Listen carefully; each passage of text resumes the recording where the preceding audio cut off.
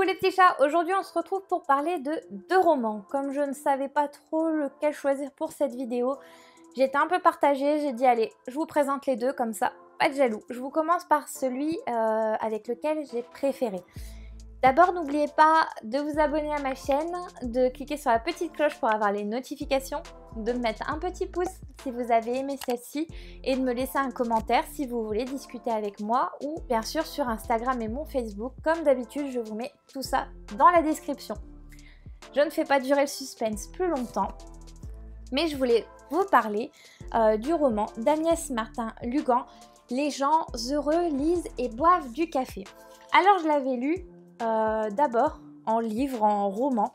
Faites pas attention à l'état, je l'ai transporté partout tellement je l'ai aimé et du coup j'ai un petit peu fait morfler mon livre.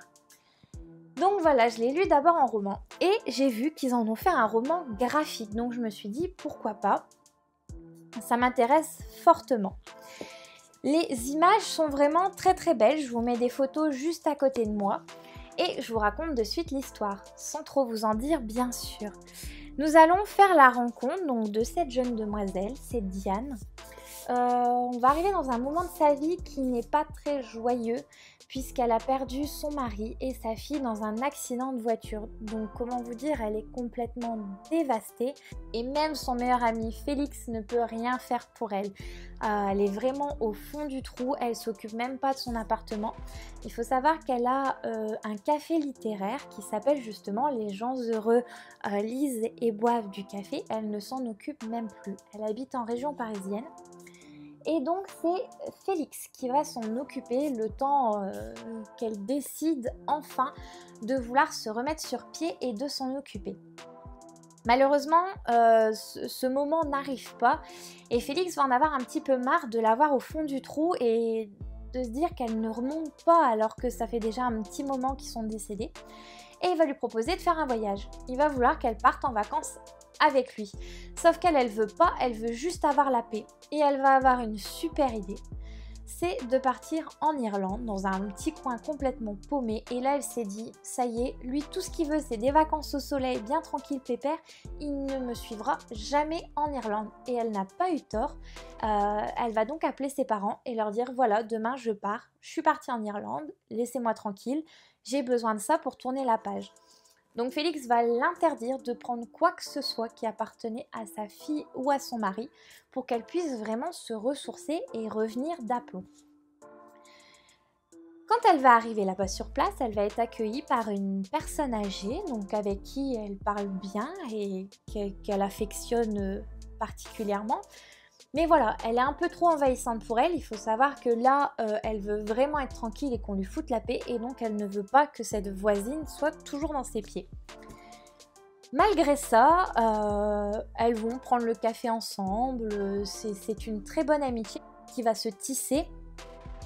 Et on va faire la rencontre du mari de cette dame.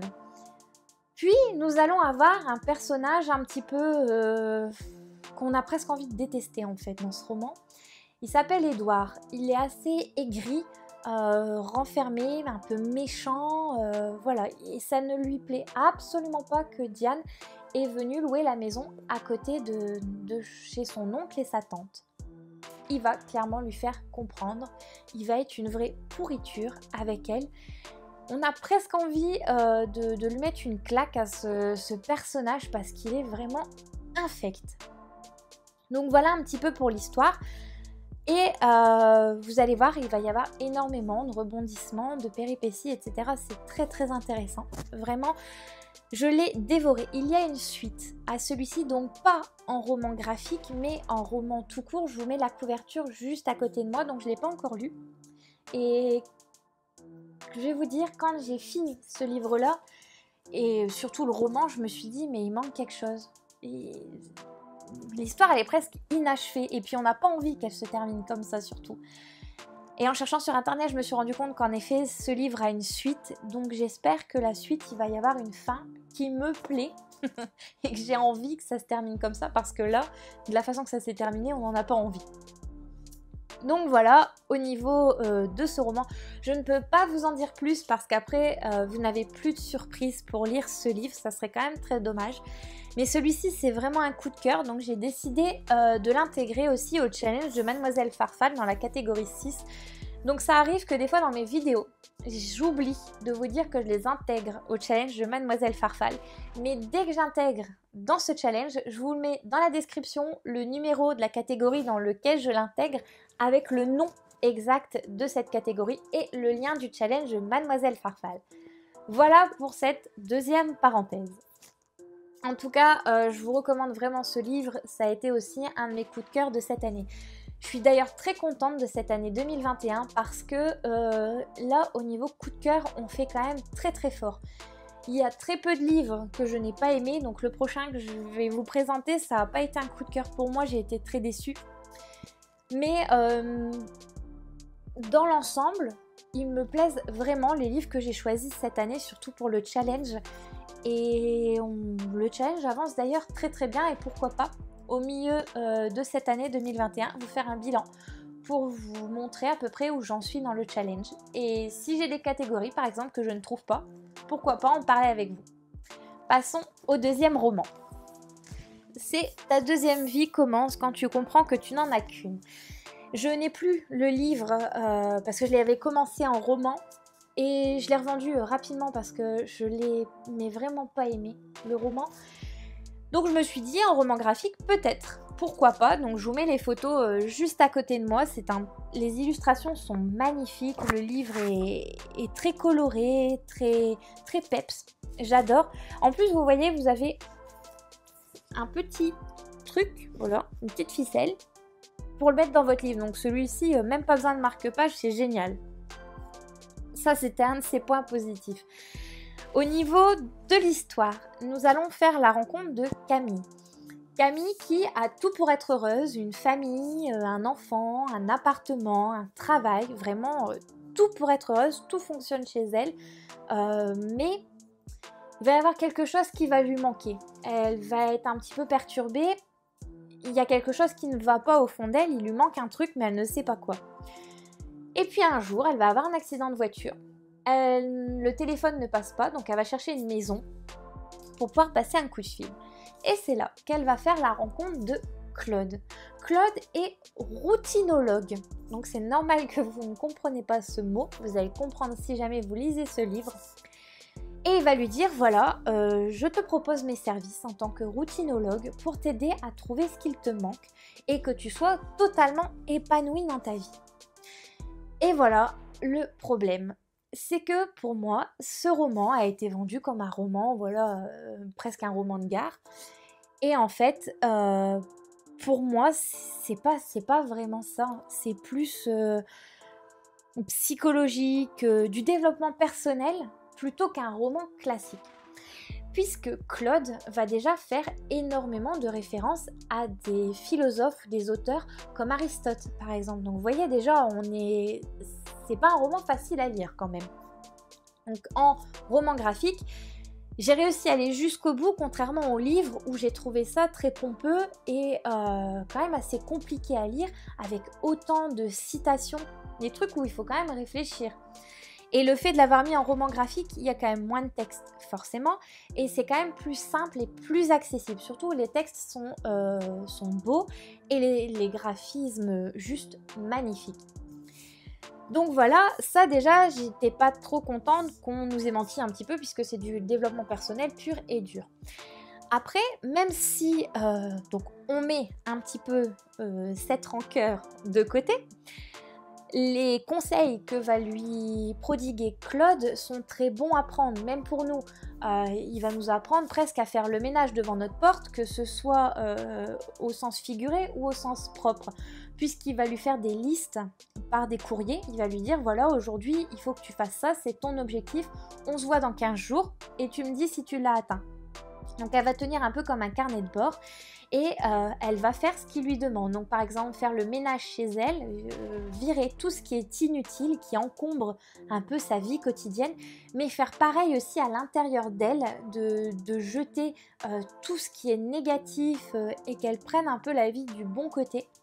Donc toutes ces petits travaux en fait vont faire que elle va pouvoir être mieux dans sa peau. Il nous explique aussi que si les autres ne l'aiment pas, c'est parce qu'elle ne s'aime pas elle-même. Et c'est vrai qu'au final, si vous ne vous aimez pas, les autres ne peuvent pas vous aimer, puisque c'est presque comme si vous leur renvoyez une image négative de vous. Donc voilà, c'est ce que je vous disais, c'est quand même un roman très philosophique quand même, et en roman graphique, il est beaucoup plus accessible. Ça, c'était... Après, c'est mon point de vue, hein. Ma maman l'a lu, elle l'a adoré. Pas en roman graphique, elle l'a lu en roman papier normal. Mais voilà, ça c'était pour mon avis. On n'est pas obligé, comme je vous le dis à chaque fois, on n'est pas obligé d'être d'accord, on n'est pas obligé de voir le livre tous de la même façon. En tout cas, comme d'habitude, je me suis rendue sur le site de la FNAC et je me suis rendu compte que les avis sont mitigés. C'est soit les gens ont adoré, soit les gens ont détesté. Mais il n'y a presque pas de juste milieu sur ce livre. Et moi, je fais partie des justes milieux. D'un côté, En colère, qu'on nous ait dit c'est un roman voilà, classique, alors que c'est quand même du développement personnel, ça c'est sûr. Et de l'autre côté, je me dis, bon allez, si on prend le roman vraiment du bon côté des choses, il y a quand même de très belles choses à faire. Et vous pouvez même, par exemple, faire vous aussi les exercices que Claude va donner. Vous pouvez aussi tenir un carnet de route, pourquoi pas. Ça serait quand même très intéressant de faire l'expérience. Au final, il faut juste acheter le livre et vous avez presque les conseils d'un psychologue. Donc ça coûte quand même beaucoup moins cher.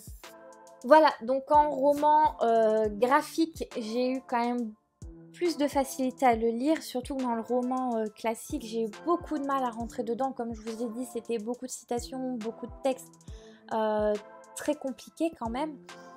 Mais mis à part tout ça, j'ai quand même été contente de découvrir ce livre. Il était bienveillant, il y a plein de bons conseils, c'est vraiment très intéressant. J'ai juste un petit doute, est-ce que j'ai envie de continuer avec cet auteur? Parce que j'ai aussi Cupidon a des ailes en carton de l'auteur.